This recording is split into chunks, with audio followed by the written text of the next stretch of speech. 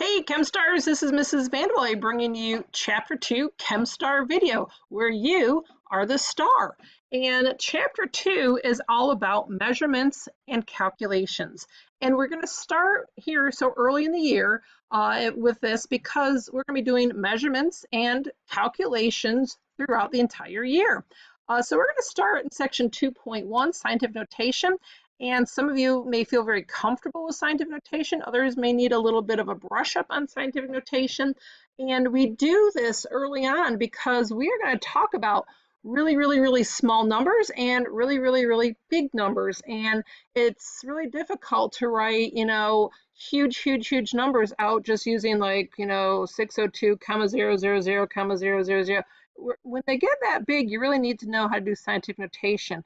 More importantly, we're going to teach you how to do that properly in your calculator so you can calculate using scientific notation. So we're going to begin here.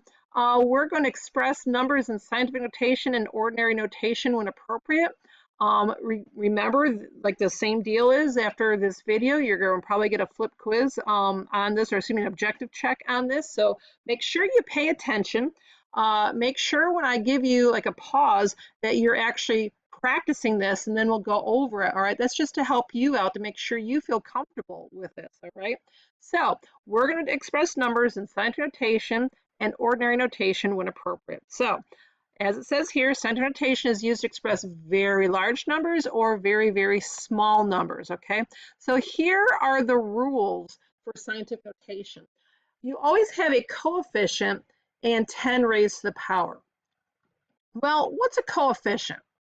All right, does this term 4x look familiar to you? It's in algebra, right? You've probably seen it in your algebra class. And this x would be your variable. And what's the number out in front called? It's called a coefficient.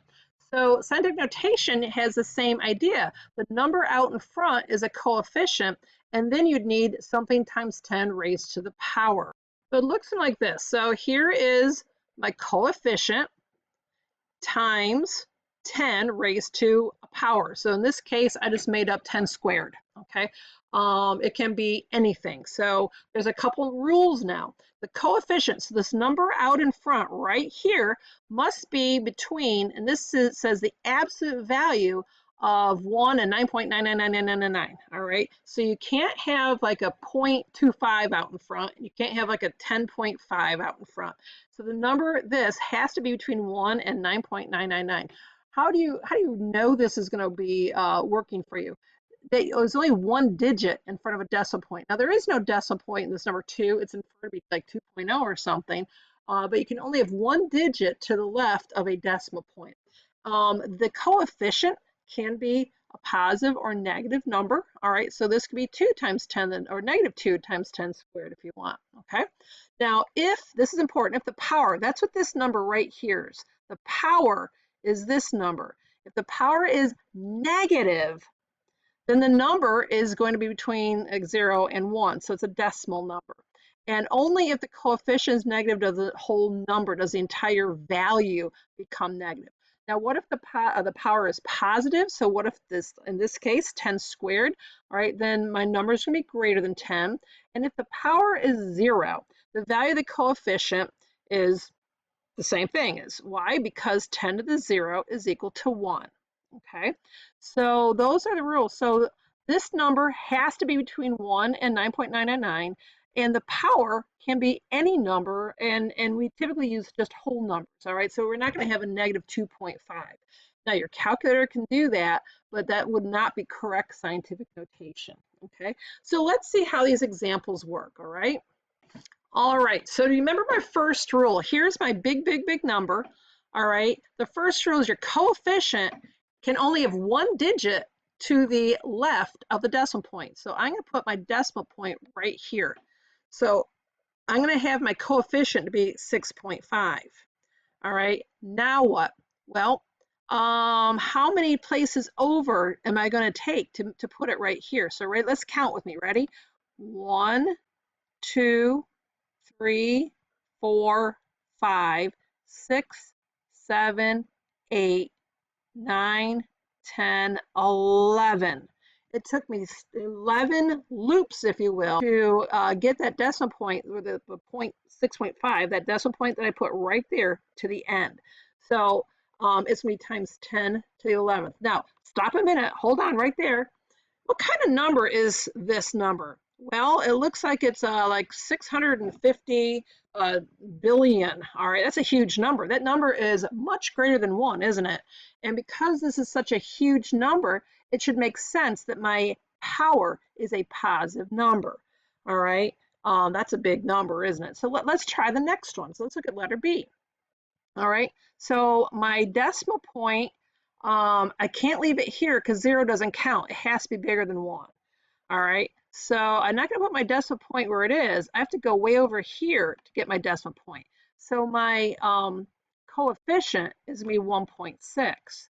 Now, how many places over do I have to loop it to get to where this decimal point is right here? Right, let's count with me. Ready? 1, 2, 3, 4, 5. So it took me 5 spots over, didn't it? So it would be times 10 to the what? Is it a positive 5? No, no, no, no. Why not? Because that number is less than 1. So my power is going to be to the negative 5th. All right, so let's try the next one. All right, let's try this. So what is my rule with my coefficient? I have to have only one digit to the left of the decimal point. Well, look at this. Here is my decimal point, and how many digits are over here? Only 1. All right, so what does that mean? I have this number. I still have to put in scientific notation, though, don't I? Did I move my decimal point at all? Not at all. I didn't move it. So it's times 10 to the 0. And does that make sense? What is 10 to the 0? What's any number raised to the 0 power? It's always 1. Well, it's 6.2664 times 1. Well, that's 6.2664. We're done. All right, so that is going from an ordinary number to scientific notation. Well, what am I going to do here in letter D? I'm going to do the opposite. I have it in scientific notation. I see my coefficient. I want it to an ordinary value. All right, so once again, here's my decimal point now. Look closely at the power. It's to the negative 3. Do I want to make this a bigger number, or do I want to make it a smaller number? And hopefully you all figured out it's a smaller number. So I have to do this. I have to go make it a smaller number, and I'm going to loop it right here. Now, do you notice something? There's no digits in between here. So I have to put a 0 and a 0 right here. And I remember my chemistry teacher telling me you can't have naked decimal points. You got to put a digit to the left, even if it's a 0. All right, so you know it's not really a good habit to make it 0.0019, so make it 0.0019. And I think it just makes it easier for the reader. All right, so what about the next one? 2.34 times 10 to the 0. Well, what did I tell you about 10 to the 0? That's equal to 1, isn't it? So do you have to move your decimal place? Not at all. Okay, and what about the next one? Here we have 5.12 times 10 to the 6. So what do you have to do? You have to move the decimal place over 6 times. So I got 2, 3, 4, 5, 6. So what do you have to put here and here? And I know this is kind of hard here. And I have to put some extra zeros in. And hopefully yours is a lot neater than mine. But I had to put in 4 zeros, didn't I? So it's 512 followed by 4 zeros. And that's 5,120,000. So what I would like you to do is pause the video, work out the next 6 problems, and only when you're done doing those, come back and see how you did. So go ahead and pause this and work.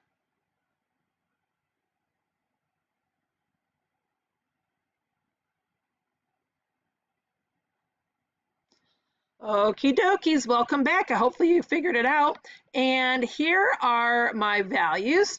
I got 2.45 times 10 to the 3rd. Notice that this number is bigger than 1, so this is a positive coefficient. So this number is less than 1, so my power is a negative value. Letter C, now you had to go count a lot. That's 3, 6, 9, 12, 15, and one more makes 16. So there's my value here. This is move your decimal place to make it a bigger number 1 spot over. You had to move your decimal place 4 spots over to make it a smaller number. And this is another really big number. So I have 3, 6, 9, 12. So that makes sense. And what about this next value? Holy cow. All right. That is a huge number. And why did I pick that number? Because you're going to do it many, many, many, many times later on in this year. We're going to talk about that exact number. So do you remember what I started out saying, that we're going to use really, really big numbers and really, really small numbers? This is probably the biggest number you're going to be talking about.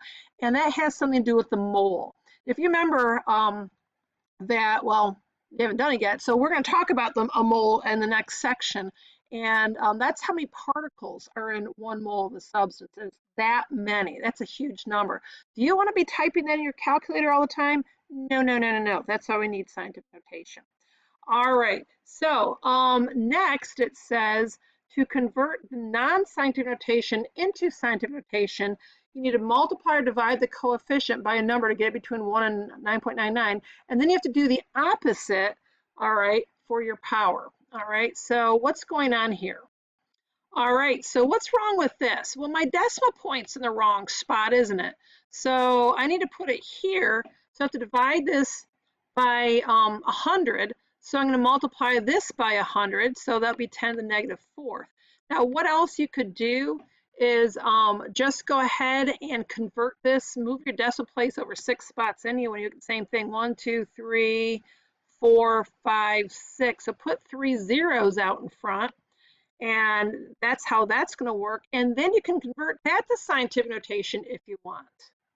So like I said, I can do this. 1, 2, 3, 4. So then my answer is 5.72 times 10 to the negative 4th. All right. So let me explain one more time what I did over here. If I made this, here we go. Here, 572, I divide it by 100 to get 5.72. So if I divided this by 100, I'm going to multiply this by 100, which is 10 squared. And what's our rules for multiplying powers? You add, that's a 2, by the way. You add them. So it's negative 6 plus 2 is negative 4, and there you go. All right, so what's going to happen in this next one? Well, you can do one of 2 things, all right? So you can go ahead and move this to the 5th. 1, 2, 3, 4, 5. Oops, I got to add another 0, don't I? So that becomes 750. All right. What else could you have done? All right, let me erase this real quick. What else could you have done? Well, I need to put a decimal point right here. So what did I do? I put 0.0075. I multiplied it by 1,000. All right, so if I multiply it by 1,000, I have to divide this by 1,000. So divide it by 10 to the 3rd. That's a divided by 10 to the 3rd. And what does that equal to? Well, 7.50 times 10 to the 2nd. Here we go. Oh, there we go. So that is it in scientific notation. So once again, I need to get the decimal point here. So I multiply by 10, by 100, by 1,000. So if I multiply this number by 1,000 to get 7.50, then I need to divide 10 to the 5th by 1,000 to get 10 squared. Either number is fine, all right? So why don't you try these 2 real quick and see what you get. So pause this and see how you do.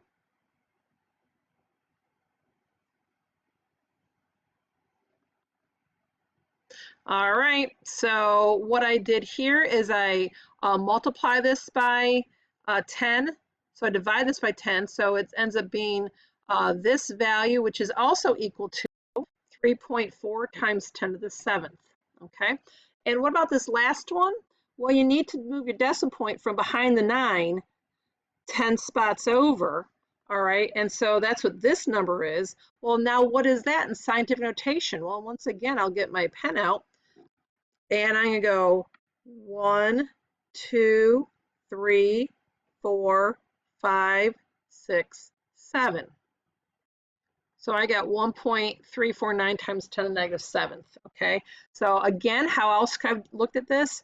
Well, I need to get the decimal point right here. Oopsies, try it again. I need to get the decimal point right here. So if this is 1,349, I need to divide it by 1,000. So I need to multiply this by 1,000, which is 10 to the third. And what do I do? What's the rule of exponents? Add them together. So it's a negative 10 plus 3 is 10 to the negative 7th. Okay, either way will get you the right answer. So however that works the best for you, all right, then do it that way. And that concludes chapter 2.1, scientific notation. Expect to have an objective check over this. If you need to have more practice, we'll certainly do some of that in class. But if this is confusing, get help. Ask questions in class. Watch the video again, and really try to learn this, because we'll be using a lot of scientific notation this entire year. All right. So don't wait to be great. See you next time. Bye bye.